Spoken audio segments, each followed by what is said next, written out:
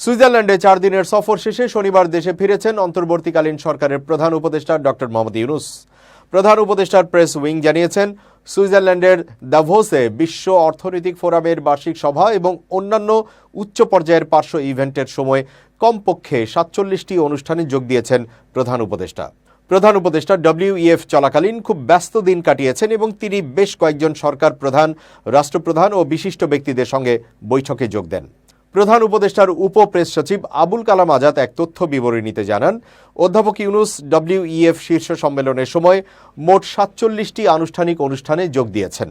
তিনি 4 জন সরকার প্রধান বা রাষ্ট্রপ্রধান, 4 জন মন্ত্রী পর্যায়ের বিশিষ্ট ব্যক্তি, জাতিসংঘের বিভিন্ন সংস্থার 10 জন প্রধান বা শীর্ষ নির্বাহী, 10 জন CEO বা উচ্চ পর্যায়ের ব্যবসায়ী ব্যক্তিত্ব, 9টি আয়োজিত অনুষ্ঠান, 8টি মিডিয়ার সঙ্গে সম্পৃক্ততা এবং আরও 2টি অনুষ্ঠানে যোগ দেন। 21 জানুয়ারি দাভোসে পৌঁছানোর পর থেকে অধ্যাপক ইউনূস বার্ষিক সভায় বিশ্ব নেতাদের সঙ্গে তার বিস্তৃত ব্যস্ততার মধ্য দিয়ে দিন কাটান। 21 জানুয়ারি তার সফরের প্রথম দিনে প্রধান উপদেষ্টা শীর্ষ সম্মেলনের ফাঁকে জার্মান চ্যান্সেলর ওলাফ স্কোলজের সঙ্গে বৈঠক করেন। অধ্যাপক ইউনূস পূর্ব তিমুরের রাষ্ট্রপতি জোসে রামোস হোর্তা, মিউনিখ সুরক্ষা সম্মেলনের চেয়ারম্যান রাষ্ট্রদূত ক্রিস্টোফ হিউজ জেন, থাই প্রধানমন্ত্রী পাউং টার্ন সিনাওয়াত্রা, মালয়েশিয়ার প্রধানমন্ত্রী আনোয়ার ইব্রাহিম, জাতিসংঘের শরণার্থী বিষয়ক হাই কমিশনার ফিলিপ্পো গ্যান্ডি এবং ফিনল্যান্ডের রাষ্ট্রপতি আলেকজান্ডার স্টাবের সঙ্গেও সাক্ষাৎ করেন। অধ্যাপক ইউনূস তৃতীয় দিনে 14টি নির্ধারিত অনুষ্ঠান এবং অনেক পার্শ্ব কর্মসূচিতে যোগ দেন।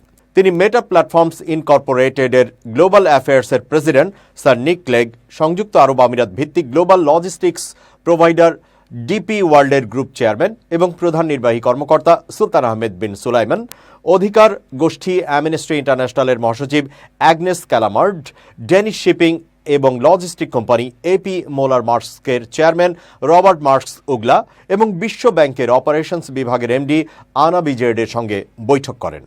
প্রধান উপদেষ্টা WEF শীর্ষ সম্মেলনে ওয়ার্ল্ড ইকোনমিক ফোরামের প্রতিষ্ঠাতা ক্লাউস শোয়াব আয়োজিত একান্ত বৈঠকে যোগ দেন এবং বৈঠকের ফাঁকে দাভোসের ক্লাইমেট হাবে একটি অনুষ্ঠানে বক্তৃতা দেন। শুক্রবার শেষ দিনে প্রধান উপদেষ্টা 7টিরও বেশি অনুষ্ঠানে যোগ দেন। শীর্ষ সম্মেলনের সময় আমেরিকান বিনিয়োগকারী রে ডালিও, মারিনো ম্যানেজমেন্ট এবং ডালিও ফ্যামিলি অফিসের প্রতিষ্ঠাতা অধ্যাপক ইউনূসের সঙ্গে সাক্ষাৎ করেন।